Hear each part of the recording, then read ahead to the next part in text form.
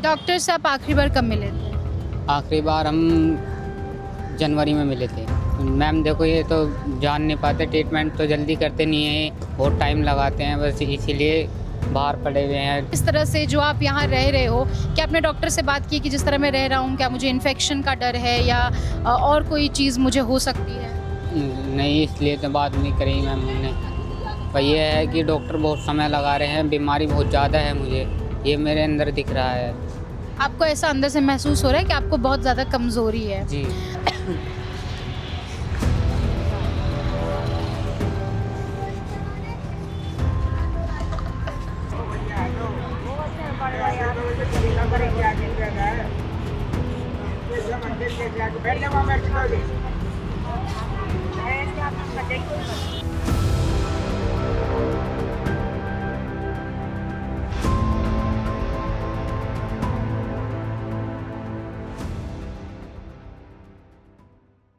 इस वक्त हम खड़े हैं उस देश की राजधानी में जो विश्वगुरु बनने के लिए अग्रसर है। एक तरफ ये चमचमाती सड़कें हैं, दूसरी तरफ है ये हाई टेक मेट्रो। पर इन दोनों के बीच में जो है वो शायद आपको एक बार को परेशान कर दे।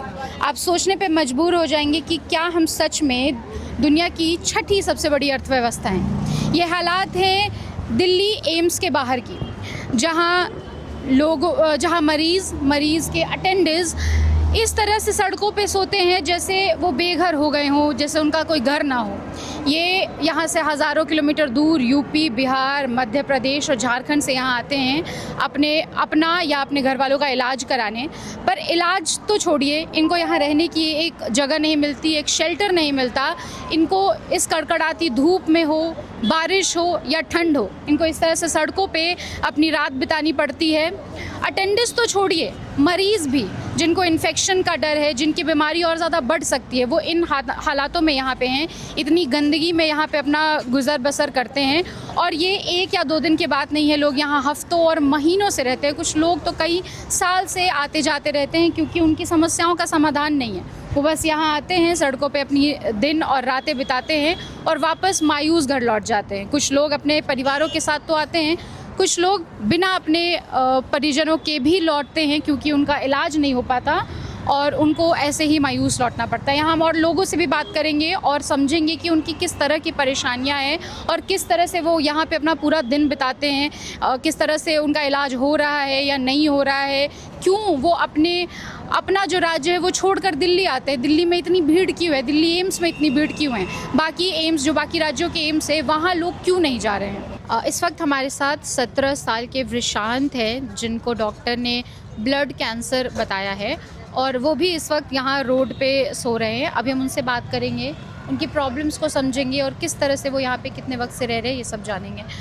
विशांत, सबसे पहले तो मैं आपसे जानना चाहूँगी कि आप कितने वक्त से यहाँ पे हैं? मैडम, एक हफ्ते से हम यहाँ पर बहुत ज़्यादा प्रॉब्लम हो गई थी, तो इसीलिए 4-5 महीने तक घर ही थे। तो अब ज़्यादा दिक्कत हो गई थी इसलिए यहाँ पर आ गए। तो हमने दिखाया तो बहुत ज़्यादा वो कर रहे हैं, डेट दे रहे हैं बहुत ज़्यादा लंबी, जल्दी से वो नहीं हो पा रहा है। डॉक्टर से आप आखिरी बार कब मिले थे? आखिरी बार हम जनवरी में मिले थे। जनवरी। अभी जब आप एक हफ्ते से आए हो, इस बीच में डॉक्टर से मुलाकात हुई है? हाँ, डॉक्टर से मुलाकात हुई है। डॉक्टर क्या बता रहे हैं वो, क्या कोई स्टेज बताया आपको कि स्टेज पे आप हो, इतनी जल्दी आपको रिकवरी मिल सकती है या इतनी जल्दी ट्रीटमेंट की ज़रूरत है? मैम देखो, ये तो जान नहीं पाते, ट्रीटमेंट तो जल्दी करते नहीं हैं, बहुत टाइम लगाते हैं, बस इसीलिए बाहर पड़े हुए हैं, टाइम पास कर रहे हैं, बहुत ज़्यादा डेट दे रहे हैं, इसलिए अंदर से बाहर आते हैं, हम लेट जाते हैं। कल तबीयत ख़राब हो गई थी, 3-4 बार गिर गया था मैं, तो इसलिए इमरजेंसी में भर्ती कर दिया, बड़ी मुश्किल में भर्ती करा उन्होंने। मतलब जब तक आप बहुत ज़्यादा इमरजेंसी में नहीं हो तब तक वो उस तरह से ध्यान नहीं दे रहे जिस तरह से देना हाँ। चाहिए। और ब्लड कैंसर लगभग सबको पता है कि एक बहुत ख़तरनाक बीमारी है जिसको बहुत ज़्यादा कायदे से देखने की ज़रूरत है। इस तरह से जो आप यहाँ रह रहे हो, क्या आपने डॉक्टर से बात की कि जिस तरह मैं रह रहा हूँ क्या मुझे इन्फेक्शन का डर है या और कोई चीज़ मुझे हो सकती है? नहीं, इसलिए तो बात नहीं करी मैम ने। पर ये है कि डॉक्टर बहुत समय लगा रहे हैं, बीमारी बहुत ज़्यादा है मुझे, ये मेरे अंदर दिख रहा है। आपको ऐसा अंदर से महसूस हो रहा है कि आपको बहुत ज़्यादा कमज़ोरी है? जी। अभी जो आप यहाँ रह रहे हो, ये किस तरह की व्यवस्था है? क्या ये सरकार की तरफ से आपको व्यवस्था मिली है? किस तरह से आपका दिन गुजर रहा है पिछले 1 हफ्ते से जो आप यहाँ हो?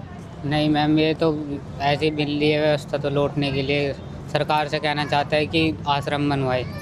इतनी पब्लिक है यहाँ पर, तो उसमें लेट है इसकी एम्स की तरफ से, ये है बस। कम से कम एक शेल्टर मिले। हाँ जी मैम।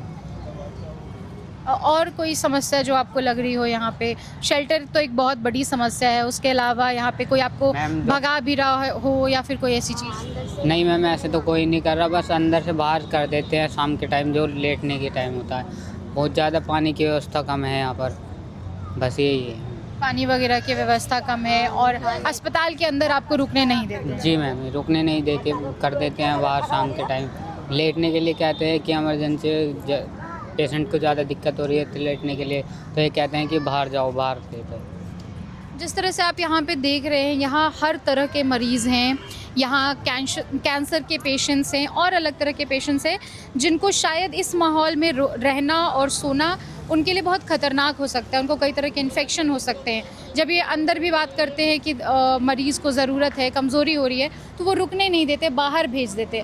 और वो बाहर किस भरोसे भेज रहे हैं, ये ना इनको पता है, ना अंदर बैठे डॉक्टर्स को पता है, ना अथॉरिटीज़ को पता है कि यहाँ जो सड़कों पे सो रहे हैं, ये किसके भरोसे सो रहे हैं, ये कल को किस तरह से यहाँ पे रहेंगे, यहाँ इनकी क्या हालात होंगी, ये ठीक हो भी पाएंगे या अपनी बीमारी के साथ ये घर वापस चले जाएंगे, इसका कोई ठिकाना नहीं है।